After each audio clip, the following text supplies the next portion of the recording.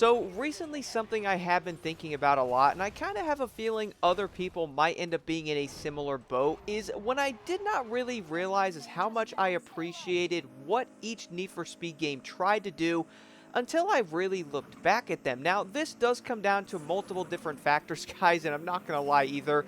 Forza kind of put me into this mindset a little bit. I pretty much went back and started with Need for Speed Hot Pursuit, which was in 2010. Now, keep in mind, I was playing the remastered version of it, which, of course, is pretty much the same game, just updated graphics, and the game is still goated.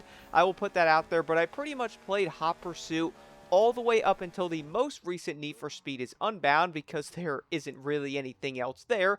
But the crazy part to me, though, is none of them actually felt the same. It is really weird to think about because I was talking about this with Forza. Has over time, Forza has, polished their games. They kind of changed some things here and there, but the overall identity of the game kind of changed less and less every time one did end up coming out. And you could overall kind of tell after Forza Horizon 3 that the formula of it really has kind of been insanely similar. And I think a lot of people would agree with that. But the thing I have to say, though, is Need for Speed, when I think about it, guys, it really did take bigger creative swings in different things. And you know what? Sometimes they didn't always work. But the thing is, though, they really did actually try. And the first game I wanted to talk about here is Need for Speed Hot Pursuit. This game was obviously about crazy high-speed cops versus racers. It open highways, and I gotta say, the Seacrest County map was honestly amazing. I loved it. But this game pretty much introduced full-on crazy high-speed cop versus racer. You also had the weapons that were introduced into this game, whether that was the spike strip, the EMP, you can call in like the helicopter and play as a cop.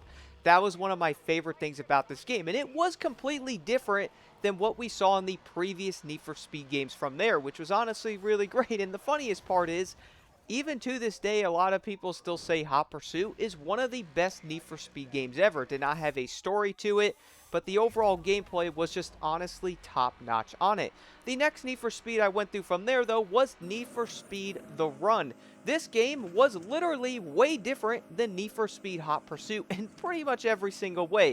It had a full-on story that was almost cinematic, kind of feeling like a movie, and you race across the entire United States and using different cars and stuff. To be real, it was a really fun game.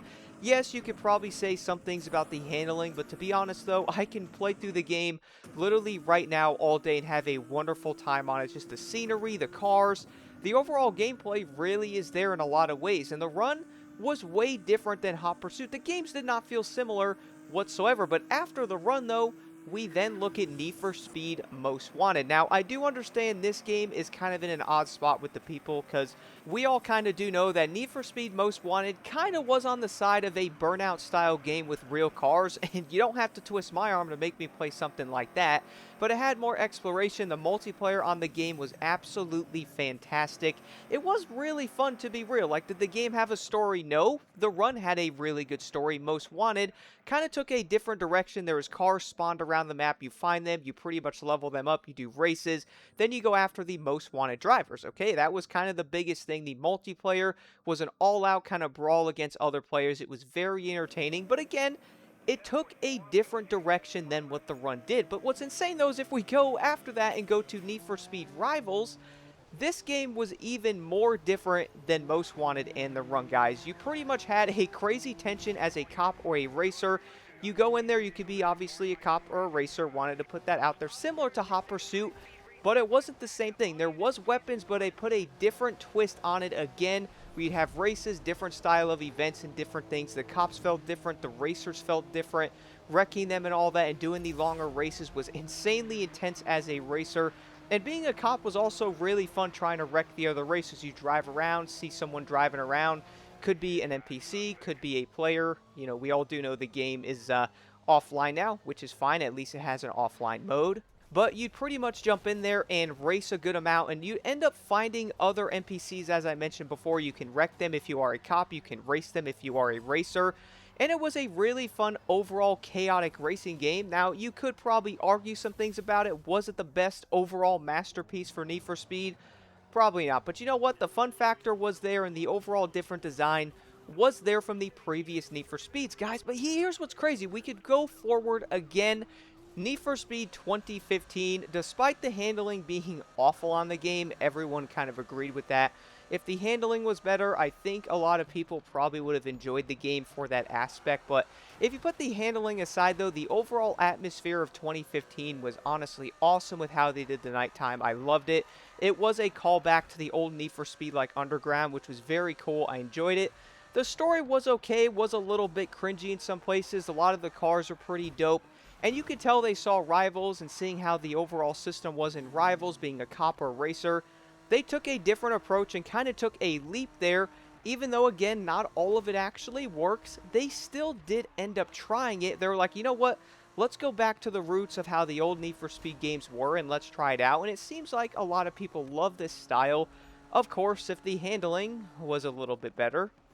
But y'all know what though, we have to keep fast forwarding, and the next game after that was Need for Speed Payback. Now this one for me kind of had a blockbuster style campaign to it with how they tried to make it like a, oh, crazy action movie type, like the Mustang coming out of the truck or whatever it was, or I should say the Koenigsegg coming out of the truck. You are driving the Mustang in it. It was based in Vegas, so that's one thing I have to give credit to for Need for Speed as well. I do like how they picked a lot of different map styles for this that really did fit the games, even though again, the games might not be masterpieces. Payback had a lot of odd design choices to it, guys. For example, the card system that was basically a lottery system. What was hilarious about this is it was based in Vegas, which is a huge place for casinos that also have slot machines and different things. So you are essentially in Vegas using slot machines to build your car's parts up. That was honestly a very dumb design.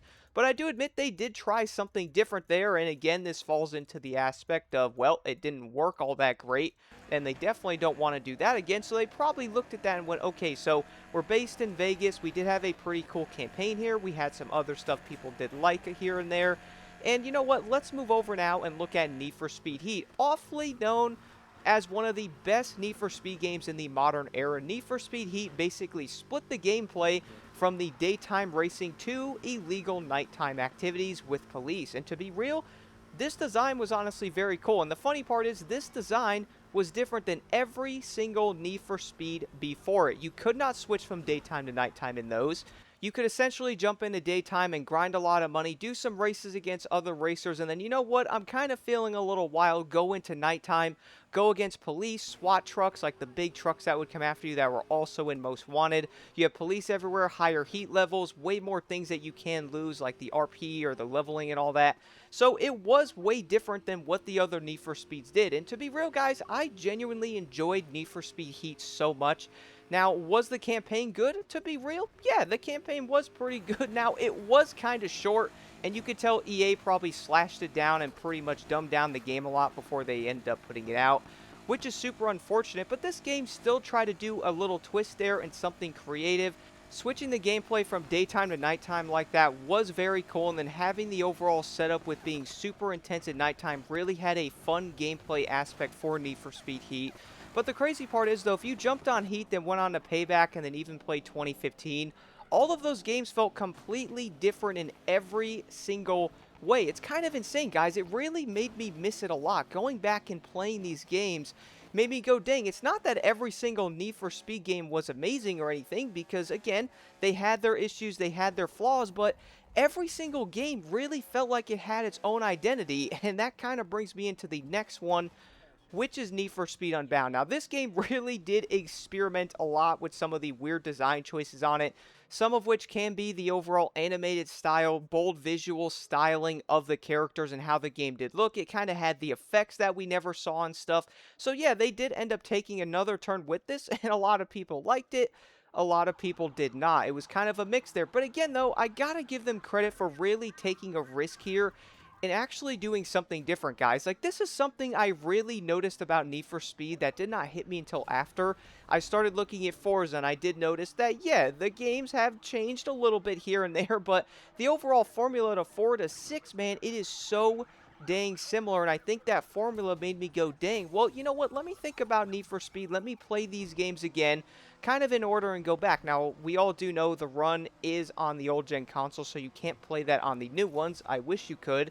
But even playing Hot Pursuit, The Run, Need for Speed Most Wanted 2012, Need for Speed Rivals, Need for Speed 2015, Payback, Heat, and Unbound, every single game really did not feel the same. And it's kind of insane. The entire design of them was also different on basically every aspect. You go from having crazy cops versus races on the highway to crazy cross-country road trips with cinematic, almost feeling like a movie, to, okay, well, here's a chaotic multiplayer style game that's kind of like Burnout with real cars. Then you go, okay, well, let's have a crazy cop racer system that's enhanced since Hot Pursuit and Rivals, throwing on a different twist on that game. And I'm also going to say this, guys, every single map that they have made for Need for Speed has really fit the games well, as I said before, but man, they have been so dang fun. I think I've loved every single Need for Speed map so far, and I honestly don't hate any of them. I even like Need for Speed Unbound's map. I thought it was pretty dang good. Heat's map was great. Payback was also pretty fun, even though it was a desert. But it is kind of wild to me looking at this and going through each game and noticing that they really did take a different step with every single one. It kind of makes you go, dang, so maybe taking a risk on these games is going to work in some ways, but it also does not.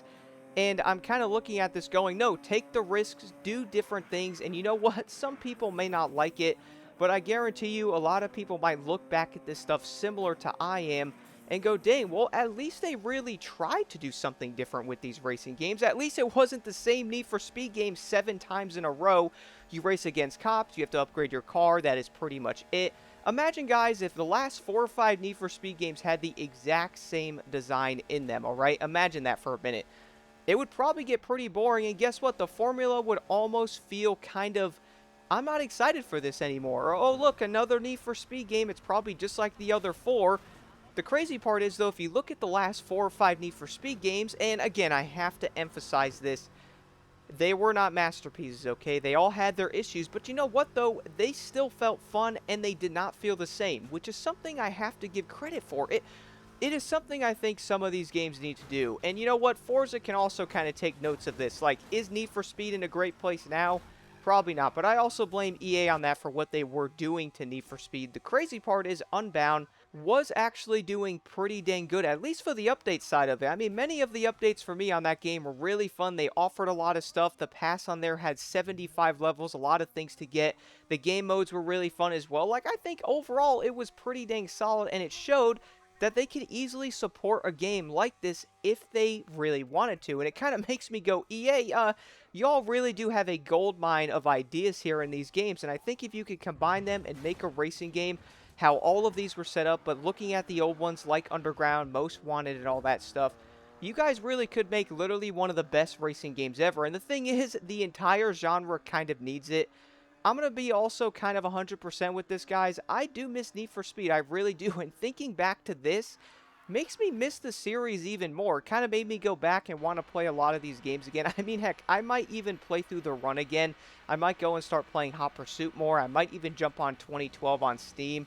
At least the game is still on there. We do have Rivals offline. You could go experience 2015, which I hope they do not turn that game off. They should have an offline mode for it. Would make a lot of sense, I really do. And that's kind of the biggest thing, though, is these games clearly do have a design that they were like, all right, let's go kind of creative on this one. Let's do this differently. They were clearly doing that, but I think if EA gives them, or at least gave them more time to really work on this and kind of hone down on it, I bet you we can have one of the most funnest arcade racers in the genre, bro. These games really did show that, and the crazy part is, guys, if you haven't done this, you have been thinking about Forza, you've been thinking about racing games, take a look back to every single Need for Speed game and see how they were designed for a minute, and notice that they really did not feel the same. And then take a look at Forza. Again, there are some differences there, but you will also go, dang, so Need for Speed really did kind of innovate in some way in every single game that came out. And did it work every time? No, but they at least tried it, which I think is kind of the biggest risk, man. Take that big risk on the game and see what it does, maybe see if it works, and then go through the games that actually work, that players loved, and combine all the things into one, and boom, you would literally have the best racing game, at least arcade-wise, that there's pretty much on the market. And Need for Speed, for me, has always had a special feeling to it, and going back and playing all of them and then thinking about this stuff, dude, it just kind of locks me up. I really do miss it. And you guys know what? I could keep yapping. Let me know your thoughts on this in the comments below. Let me know what y'all think about this in the comments. I'm super curious. I really cannot wait to see because I have a feeling I'm probably not the only person that feels this way. And when you really look back at it, it makes you go, dang, I wish we could get a new Need for Speed. And you know what? Not in 3 years would be kind of wonderful.